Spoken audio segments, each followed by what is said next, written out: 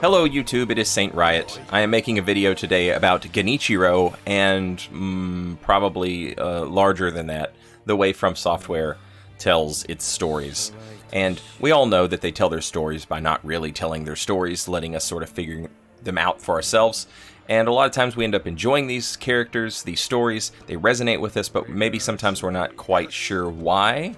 Can't quite put our finger on what it is about something that, why we liked it so much. And this was the case with me and this story, this tragedy of Genichiro. At the end of the game, when we meet Genichiro for the last time in front of Ashina as it burns, he is completely stripped down of his noble, cool armor, and metaphorically, obviously, as he's also lost everything else. He's lost his homeland, which was more important than anything. He's lost his family in his adopted grandfather, Ishin. He's lost it all. But more accurately, he has given it up. He actually takes his armor off at the end of the first act. And all of this starts, and all of this happens because of his obsession with Kuro. Genichiro, more than anything, loves Ashina, and he wants to defend Ashina by any means necessary. And to him, he thinks that the ultimate way to do that is to become immortal, to become the Oathbound of Lord Kuro. And he can't leave this kid alone. And since he can't leave this kid alone, it puts him at odds with Sekiro. And that's who the game is about. And that's who the game focuses on. And that's who we focus on, because that's just how our brains work. When we first get to Ashina, we can eavesdrop on a bunch of soldiers. It's one of the, core mechanics of the game in terms of, learning about the story, and also about the game, about what comes next, about what I should expect as I'm playing through the game. And we eavesdrop on these soldiers. They're talking about a red-eyed ogre that they're going to use to defend Ashina. We also hear soldiers and their general commanding them, these people who are willing to fight and die for Ashina.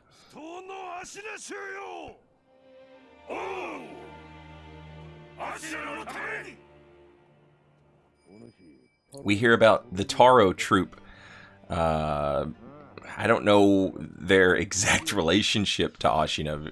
It seems like maybe they're captives or something. I don't know. But they've managed to put these big hulking brutes in armor to make them impervious to swords.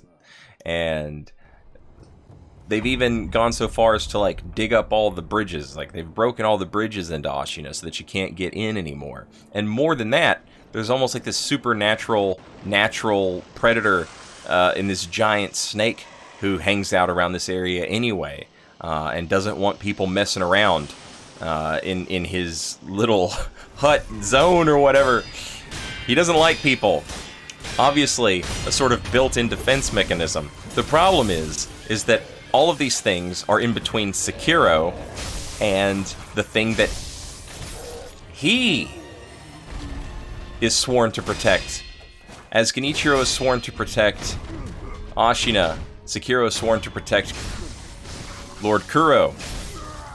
And Genichiro has put all of these things in Sekiro's sights. Not on purpose. It's just sort of like how James Bond is this blunt instrument, quote-unquote, for the government.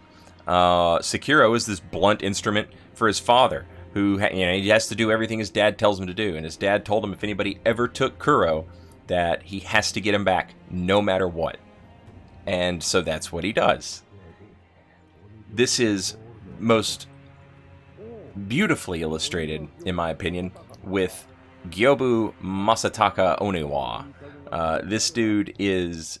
His soldiers, would have you believe that no one could get into Ashina for as long as Gyoubu's there.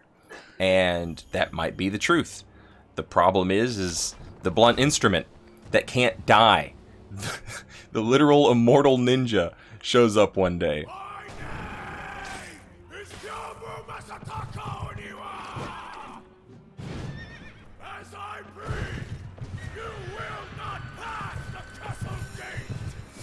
And when Gyoubu says this, as I breathe, you will not pass the castle gates, like, he's serious. He means it.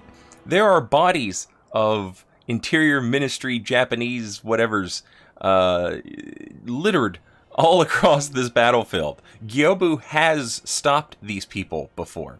Ishin tells us that they're all the time, he calls them rats, and they're all the time, you know, trying to find their way in. Gyoubu has done an excellent job thus far of making sure that they don't get in.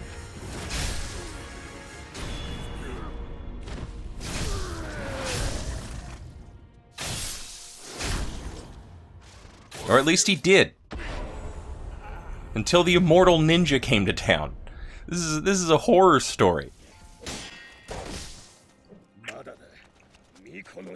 Being hunted by an unkillable ninja.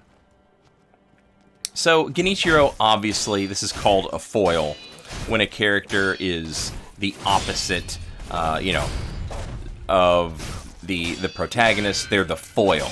And Genichiro is very obviously Sekiro's foil. It cuts off his arm. Both of these characters will cut their heads off in an attempt to preserve the thing that they love, the thing that they're supposed to protect. They are more similar than they are different. The only problem is they are at odds. And the reason that they are at odds is because Genichiro has tragically come to the conclusion that the thing he needs to defend Ashina more than anything is immortality. And Sekiro does a pretty good job of illustrating to Genichiro how cool it would be if that actually happened. Unfortunately, it's not going to happen. And what can you do if the thing you need to give you something is an immortal child? And he just says no. You can't do anything. That's it. You can lock him in a tower somewhere. You can walk him around, you can show him some dead bodies. And you can say, like, listen, kid, it sure would be great. But if he says no, that's it. There's nothing you can do. Ashina's downfall is Genichiro. The guy who has sworn to protect it more than anything.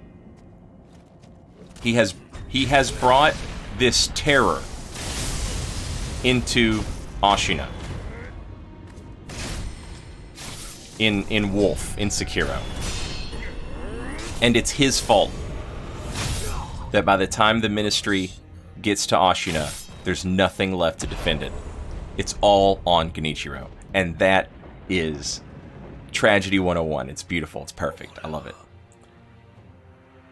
I will never get tired of From Software's narratives because they don't shove them down your throat. They make you sort of like pay attention and figure them out for yourself. This is one of those things where I really loved this character. I really loved this story, but I wasn't sure why. I couldn't tell you why. And every time I play Sekiro, we end up talking about this when I stream. This is one of those things that gets brought up. And finally, I was able to succinctly explain what it was about Genichiro's story that I loved so much. It's just the best.